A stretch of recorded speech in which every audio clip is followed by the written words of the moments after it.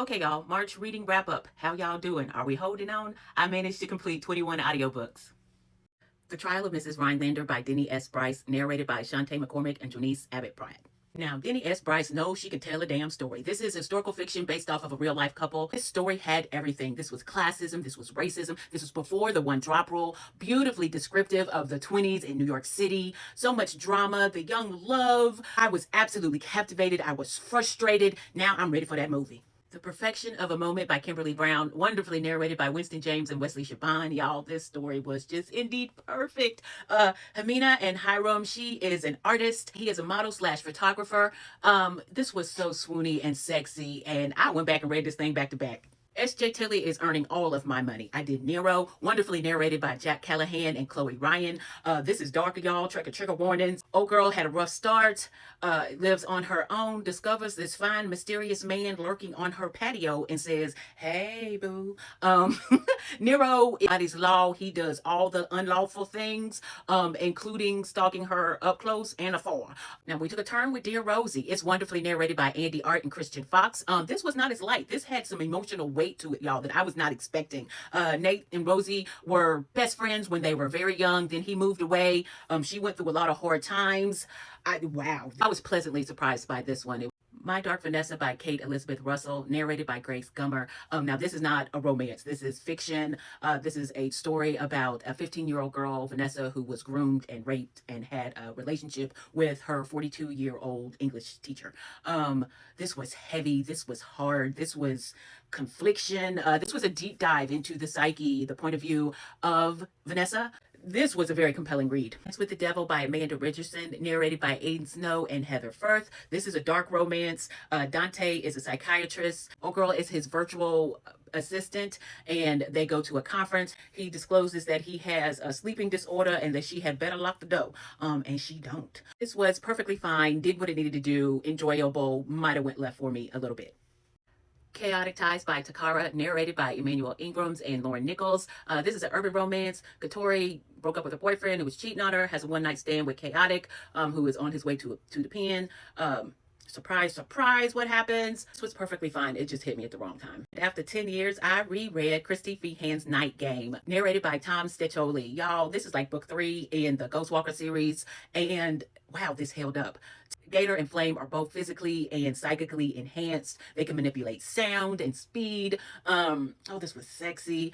So much of this I did not remember. I might need to go back and reread this whole series. You already know me and Isabella Maldonado and FBI agent Nina Guerrera are on the case of these books. It's wonderfully narrated by Roxanne Hernandez. These are crime thrillers, police procedural. I'm loving these. They're so captivating. The sense of community, the Latino representation. I'm eating these up. Wolf in Sheet Clothing by Jaquel J, narrated by Ebony Ford and Winston James.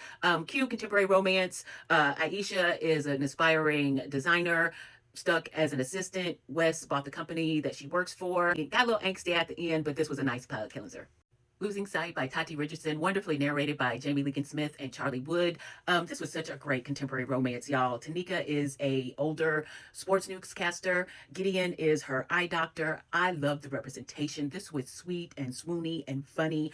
That was just so well written, so well done. The Bitter Truth by Shanora Williams, narrated by Sable Lynn and Roderick Ross. Y'all, this is a psychological thriller that I absolutely love. Joe and Dominic, he's trying to become governor. She's the dutiful arm candy wife. What it looks like inside the house versus outside the house. Everybody has secrets. Can I just say, I felt empowered and invigorated after reading this book. It was indeed a thriller, but this book really should have been called This Is How You Handle Your Shit. Where the Blame Lies by Mia Sheridan, wonderfully narrated by Teddy Hamilton and Kelly Dalton. This is a romantic suspense thriller. To me, the relationship, the romance was secondary, but the drama and the trauma was just heartfelt and gripping. I was all into this. But the rest of it, the procedures and stuff, I had to suspend a lot of belief, but man, this was a doozy. Faking with Benefits by Lily Gold, multicast narration. This is Why Choose. 3 guys on a podcast teach Layla how to date because she's got shit luck. Very cute banter. The spicy scenes were spicy. Perfectly fine. It was a nice time. Heartbreaker by Marty Mann, narrated by Connor Crace and Savannah Peachwood. Addison is a teacher, needs extra money, becomes a stripper. Ridge, I think, is the millionaire who wants her.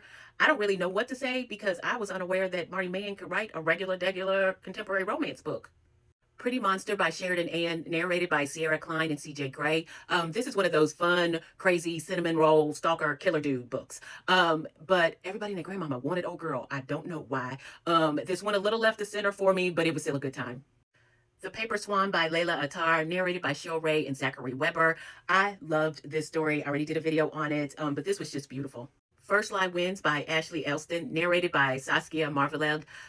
This is a female talented Mr. Ripley, y'all. Thriller. Old girl is assuming identities. It was hard to follow, but I couldn't put it down.